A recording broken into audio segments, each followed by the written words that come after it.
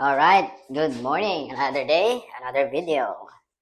So guys, meron tayo ditong Scott Addict 10. So, just to check, Scott Addict 10, tapos full carbon yung frame, naka SRAM rival axis yung drivetrain niya. So, electronic to guys. Tapos, yun, SRAM group set siya. I mean, SRAM brakes, tapos yun, rival drivetrain. So, binigay dito guys for level 4. And so, bago natin start yung level 4 sa bike na ito, i-check muna natin yung mga dapat natin gawin. So, actually, strip and build to, pero like this one, as you can see, pinipress ko na yung brake, pero hindi ko makapit yung likod. Yung harap, okay. Tapos, kung makikita nyo, yung bar tape niya is palitin na rin, kailangan ng palitan. So, yun yung mga concern natin sa bike na ito, guys. And then, yun, same. Kailangan linisan lahat. So, i-open natin yung mga hubs. Check natin yung bearing, kailangan linisan. Bottom bracket bearings, kailangan linisan. Tapos, handlebar tape, and then headset bearings, kailangan linisan. And ito rin, front bearings, kailangan linisan. So, yun. So, simulan na natin. Alright, so una kong ginagawa guys is ito yung nilalagay kong gloves. Nagla-gloves ako. Kasi kumakapit yung mga grease, mga dumi doon sa kuko ko, sa daliri. So ayoko na magkaroon ng ganun. So first thing na ginagawa ko sa bike is before ako maglagay ng gloves, tatanggalin ko yung chain. Alright. So this is a level 4 service, or kung sa iba is like the gold, like the full service of the bike. So when you say full service, is the servicean mo lahat. Yan yung full service. So lahat gagawin mo. So ako guys, since na wala akong wash bay dito, ito is like the container. Nilalagay ko yung chain dito, tapos may degreaser to sa loob, tapos binababad ko muna para matuyo lumambot yung yung dumi, naka-grease doon sa chain. Ayan, so, then, tatanggalin ko yung gulong, mag-i-start ako sa gulong. So, actually, pag nag-service ka, it's up to you if saan ka magsisimula. From here, going here, or from front, going back. So, it's like here, going from hubs, headset, bottom bracket, going up, down like that. So, we called it like the M-check. So, then, pero ako pag nagsiservice na, una kong ginagawa is yung wheels muna. So, tinanggal ko muna yung dalawang wheels. Tanggalin muna natin yung dalawang wheels. Yeah. So, una kong gagawin is yung wheels muna. So, tatanggalin ko to, tatanggalin ko rin to. Tapos, una kong bubuksan is yung mga bearing sa loob, linisan, degrease, put new grease, tapos linisan to, linisan din to, and then check kung may sealant pa. Tapos yun, tapos proceed tayo dito. Alright.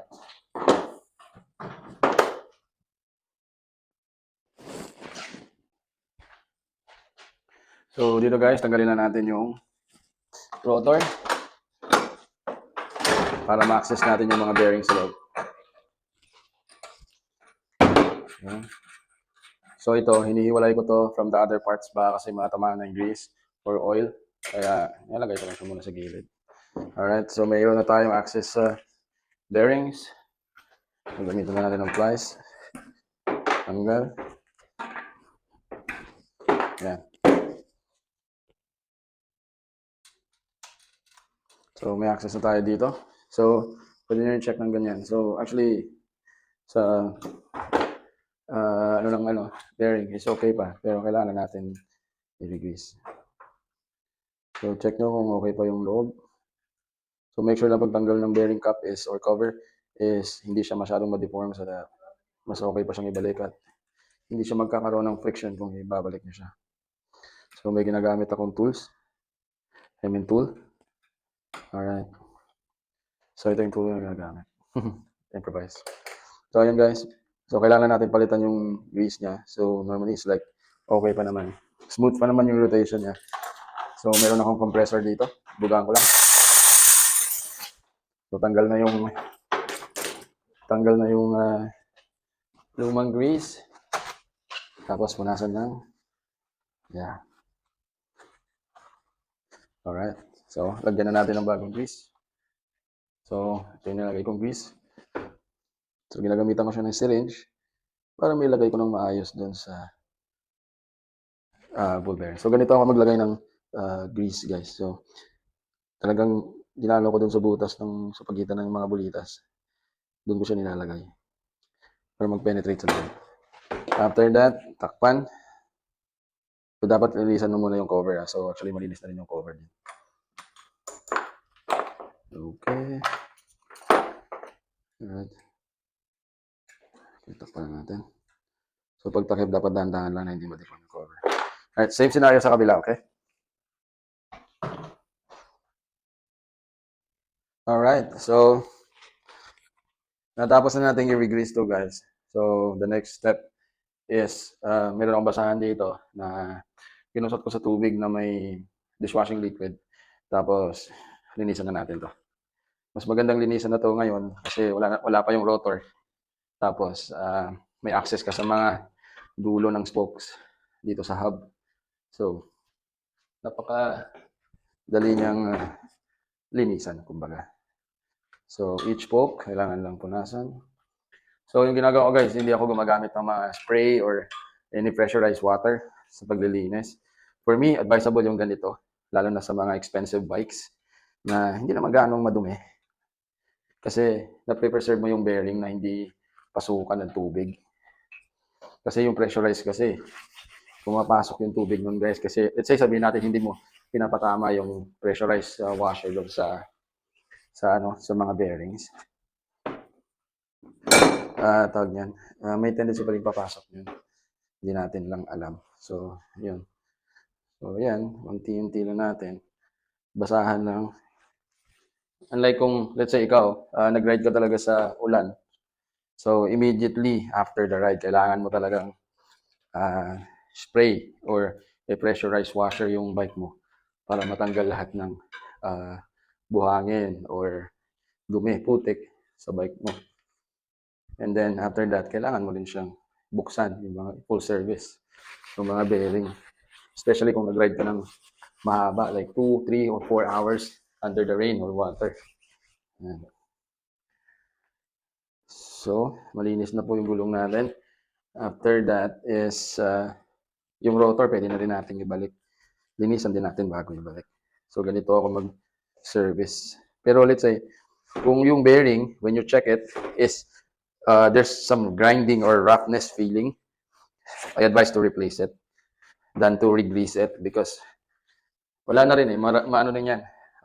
It means na meron ng deform sa bearing race sa loob ng bearing. So, kailangan na rin i-replace. Mas maganda i-replace na para hindi pa lumaki yung sira. Right? So, malinis na to. Linisin muna natin yung rotor. So, pag naglinis ako ng rotor, guys, yung braking surface ng rotor, hindi ko siya ginagalaw with cloth or basahan. Yung ginagalaw ko lang is yung inside part. Yung braking surface kasi is very meticuloso or how do you call that one? Sensitive. Kasi yung nakaka-touch lang dyan is yung brake pad. So, even if I use my finger to touch this one, baka magkaka-contaminate lang. So, hindi ko naman siya talagang ginagalaw. Unless if mag-customer nagreklamo, sabi niya, I have a braking excuse me, braking noise. So, kailangan mong linisin. Okay. So, tight natin. So, after that, finish na tayo sa front wheel. Later on, i-check na lang natin yung truing ng gulong kung meron bang paling or disalignment. So, kailangan natin i-align or check yung mga spokes if there's some like loose spokes. So, yun. Proceed na tayo sa rear wheel. Alright. So, nandito na tayo sa rear wheel. Ito yung rear wheel natin, guys. So, actually, yung bike ko to is really like maybe bago pa. Just na-stock lang talaga to ng siguro 2 to 3 months. No, 2, 3 or 4 months maximum sa bahay na hindi ginagamit. Inulan na ng konti, kalawang, alikabok. Ganun. Because na mararamdaman mo talaga sa mga bearings niya is okay pa eh. Okay pa yung mga feeling ng bearings pag inaikot mo. And ito, yung mga ganito pa, di ba natatanggal. So, hindi pinatanggal ng customer. So, ang customer talaga may option if yung gusto niya patanggal o hindi. Anyways, tinanggal ko na yung rotor. Ito yung rotor. Tinanggal ko na rin yung rival niya na cassette. Ito yon. So, bali one piece siya. Pag SRAM, one piece lang yung cassette. So, napakaganda. Napaka, ano sa mga mekaniko to kasi isang ano lang isang baklasan lang. Wala na yung, unlike Shimano na per piece, per cog mo siyang ikakabit. So, ito, isang salpak lang. Okay na. So, napakaganda. Alright. So, tabi muna natin to para hindi ma-contaminate. Alright. Sama to. Oops! Ayan. And then, ito, sa gilid na to. Okay. Alright, so, gamitan lang natin ulit ng pliers. So, may different ways para tanggalin yung cap or paano mag-service ng hubs. Depende yon sa brand, guys. So, ito, kaya mo lang palabasin to. Yung cap. Oh, shoot. Medyo matigas. So, ito yung cap. Tinanggal ko. And then, as you can see, guys, different type ito. Meron siyang butas. Kung nakikita sa camera, may butas siya. Tapos sa kabila, may slot for the wrench. And then may nakalagay na loosen. So, follow lang natin yung procedure kung paano ito gawin. So, normally ito is size 17. 17 siya, guys. Yan, 17. Tapos, yung sa other side is lalagyan lang ng, sa butas na yun, lalagyan lang ng Allen key or any tool na pwedeng pumasok. So, normally, Allen key lang naman nilalagay dyan or any tool na pwedeng magkasya para sa ganito. Nakikita niyo. Yan. So, lalagyan lang siya ng Allen key. Tapos, size 17 sa kabila. Yan. And then, try na natin tanggalin. Para ma-access natin yung mga bearings sa loob. So, ika-counter force mo lang naman yung sa kabila. So, ito. Loosen. Yan. Hanggang lumuwang. So, threaded to. Yung drive side ng hub ng Syncros na tate. Yan. Basta scut, mostly Syncros. Yan. Tignan natin hanggang matanggal. Medyo, ano pa. Makapit.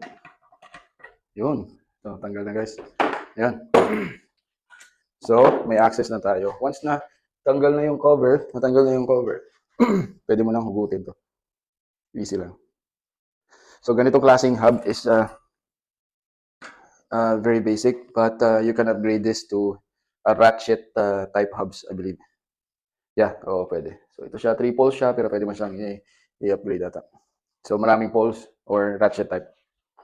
Ayan, may access na tayo. So, tanggalin mo rin to, yung spacer sa gitna. So, medyo dry na rin yung loob. Yan. So, linisan ko lang yung bearings. Same man din ang procedure ng una. Tanggalin yung cap, tanggalin yung cover, ng bearing, bugahan, linisan, and then put new grease, and then that's it. And same man din dito. So dito, hindi ko na ipapakita yung procedure because almost the same man din ang ginagawa natin dito. Alright? Alright. So guys, natapos na natin yung dalawang gulong.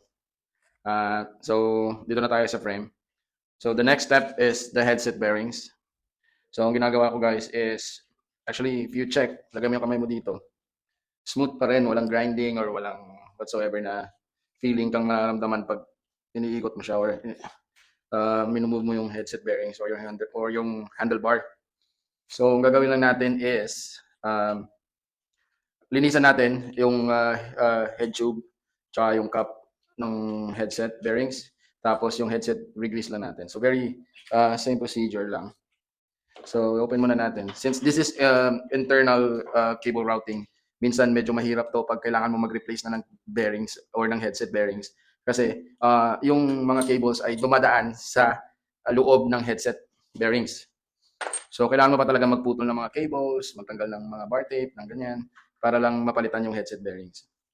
But in this case, since na hindi naman ganun ka grabe o kalala yung problem ng headset bearings, actually, kailangan na natin linisan to prevent ganyang klaseng repair or replacement ang gagawin sa mga headset bearings. So, every 1,000 or 1,500 kilometers, kailangan natin i-check yung headset bearings natin kung okay pa or kung malinis pa. So, yun. As you can see, tinanggal ko yung stem cap.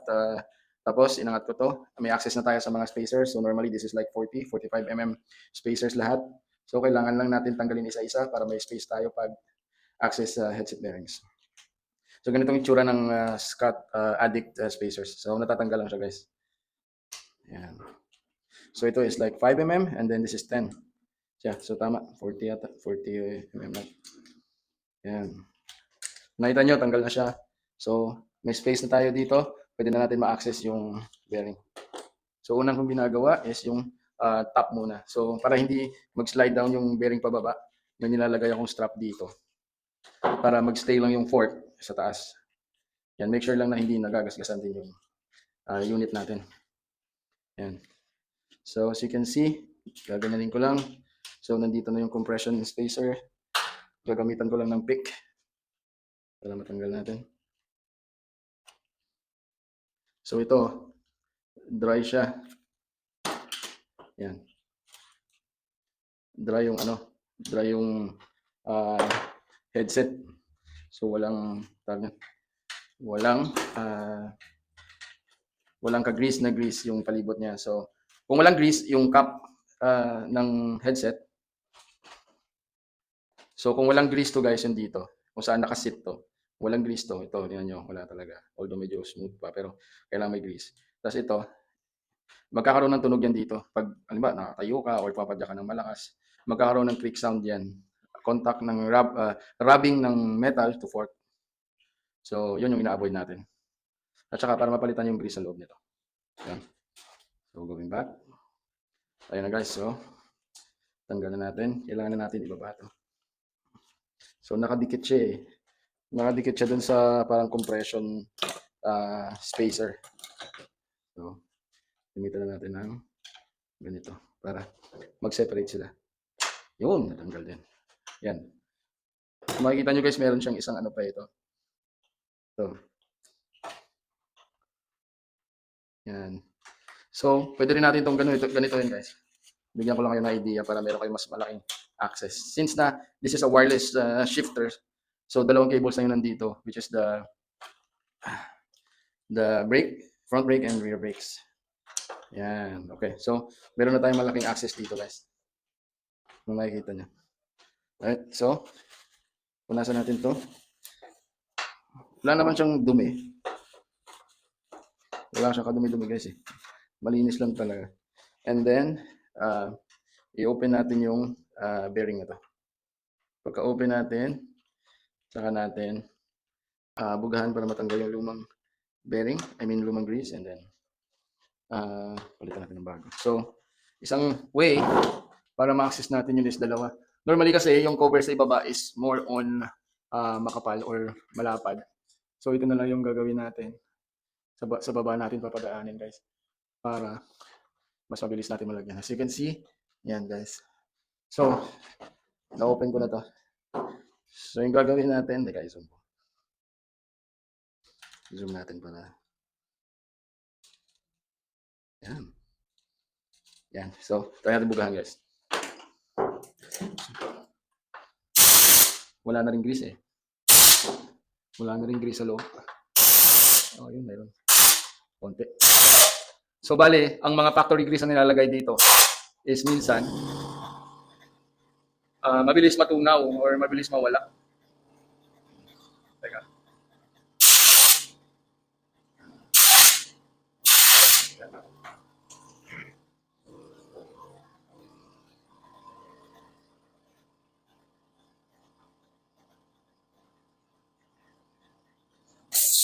So normally guys, yung nilalagay nilang grease dito is yung factory grease lang, which is mabilis lang yung malusaw.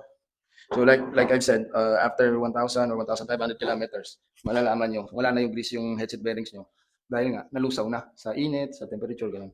So, yung nilalagay kong grease guys is yung white grease. So, itong white grease na to is from Motorex, tapos waterproof siya at tumatagal siya talaga. So, nagpe-prevent siya ng corrosion kasi hindi pinapasukan or hindi siya nagmi-mix sa tubig. Yun yung kagandahan sa grease na to. And since na ito, hindi naman 360 rotationally talaga na umiikot. And ito ay like, siguro pinakamaikot nito is 200 or 240 degrees. Ganun. So more than 180 degrees naman. So yun lang. Bigyan ko lang kayo ng tip. Yan. Saka ito kasi naglalast long talaga to guys. Tested and proven to. Yung grease na to. Gamit ko rin to sa mountain bike ko. Yun. So since nalagyan na natin, balik lang natin yung cover. Balik lang natin yung cover guys. So mas madali pala i-access pag sa ilalim kayo nagbukas. Yan. Alright. So, make sure lang naka-sealed. Okay. Yan. Alright. So, sealed na siya. And then, maglalagay na tayo ng grease dito sa cup kung saan nakapatong or nakapwesto yung bearing natin. Alright. So, napakaganda ng grease na to, guys. Yan. Alright. So, since tapos na, gawin naman natin yung sa baba. Alright. So, natapos na natin, guys, is yung headset. So, bali, here and here ay tapos na. Hindi ko na pinakita yung ilalim, guys, kasi same lang din ang procedure yan kung anong ginawa natin sa taas. Tapos, binalik lang natin yung mga spacers and stem cap. So, right now, proceed na tayo dito sa bottom bracket. So, bottom bracket is very basic. So, kailangan natin tanggalin yung crank. So, ginagamitan ko yung 8mm. Oh, tigas. Allen key, guys, para matanggal siya. So, pag matigas yung crank, ganito yung ginagawa ko. Isa rin tong hack, but make sure you know how to use this properly para hindi magasgasan yung frame natin or yung part ng bike. Yan. So, halimbawa, kung di mo talaga kaya, is maglagay ka lang ng ano dyan. Tigas talaga. Okay. Sobrang tigas talaga, guys. Wait, another. Meron ba tayong another way para matanggal yan? Maraming paraan para matanggal yan, guys. Huwag lang tayong susuko. So, ganito nangyayari pag naulanan or matagal nang hindi na tawag yan, nabuksan or na yung crank. So, heavy equipment na. Hirap. Tatanggal din yan. Tiwala lang.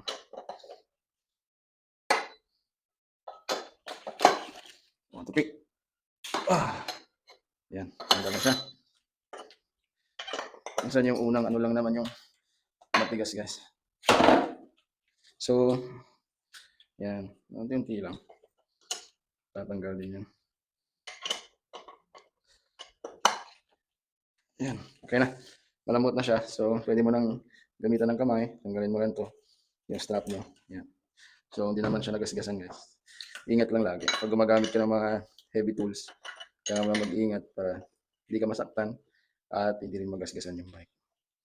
So, tinanggal natin yung chain ring, yung crank, so that may access tayo sa bottom bracket at saka sa bearing. Alright, yan. May access na tayo. Kaya natin ito. Balik na natin yung mga heavy tools natin. Yan. So, ito, guys, yung bottom bracket niya is a SRAM dub. Kung makikita nyo, meron yung spacer dito. Tanggalin na natin. Yan. Alright. So, ako, ang ginagamit ko para ma-access ko yung takip, zoom in natin. Yan. Is using the spindle, guys. Yung iba, naglalagay ng cutter dito, tapos sinusungkit ng ganun. Pero, nasisira yun, guys. Ito yung maganda. Ituturo lang din sa akin to ng mga dating mekaniko. Yan. So, napaka-easy tanggalin. So, may access ka na sa bearing sa loob. Same mo din sa kabila, tanggalin ko na lang para sabay. Sabay natin maservisan or malinisan. Yan, tanggal yan. So, yung ginagawa kong procedure is mas safe yun para hindi masira. So, smooth pa naman siya, guys. Pero I'm sure maraming tubig na to sa loob. So, linisan lang natin. Tanggalin muna natin yung takip. Yan, so dahan-dahan na pagtanggal ng takip. Yan o, pag nakita nyo, parang halos wala na siyang grease. Tapos yung natirang grease is dark white na siya. So, bugahan lang natin. So, para malinis. Yan.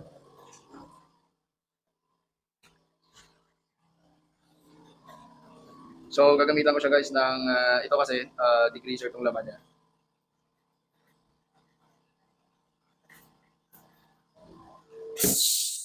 Gagamitan ko siya ng degreaser, tapos babrush ko lang. Tapos sa loob, damay mo na. Brush lang natin para malinis. Same procedure lang din yung gagawin sa kabila.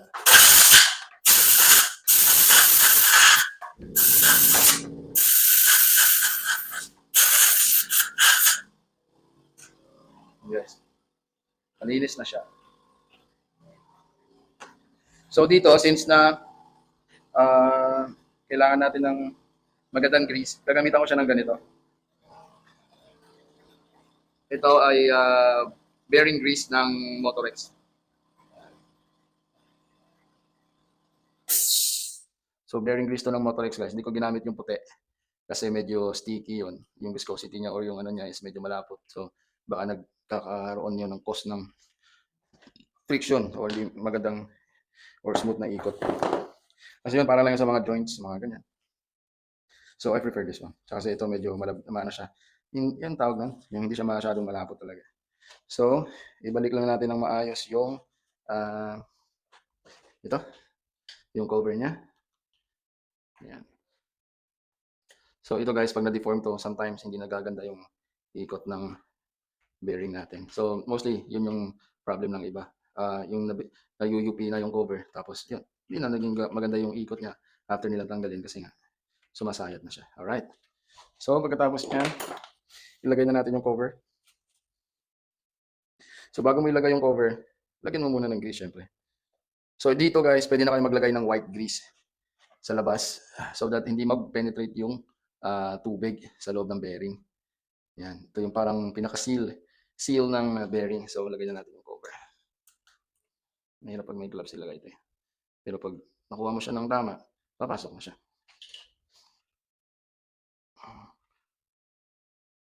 Oops. Bakit pag may gloves? Hindi mo siya nilalagay na. Tanggalin ko muna yung gloves ko guys.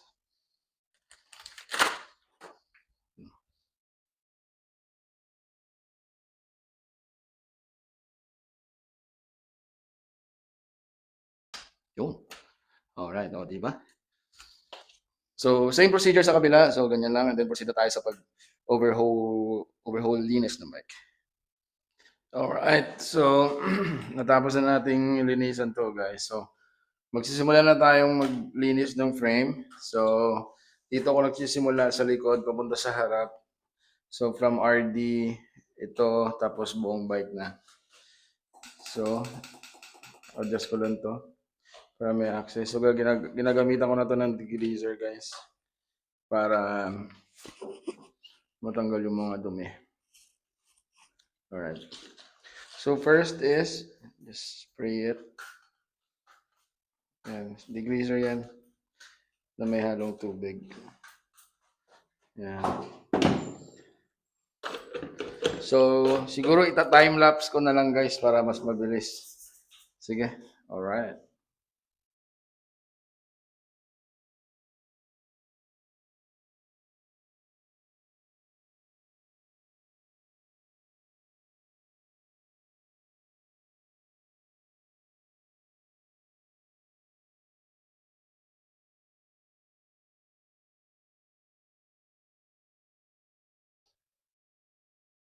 Alright. So, almost done na tayo sa ating bike.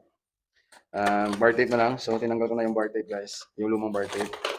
Lalagay na natin yung bagong bar tape. So, ganito ako mag-bar tape by the way. Reverse bar tape yung gagawin natin. Kasi para sa akin, mas neat, mas clean. Wala nang mga tape na kailangan. Only the bar tape itself. Yan lang yung kailangan natin. Alright, so simulan na natin. Simula tayo dito. So dito siya nagsimula. Lagyan natin mas medyo early.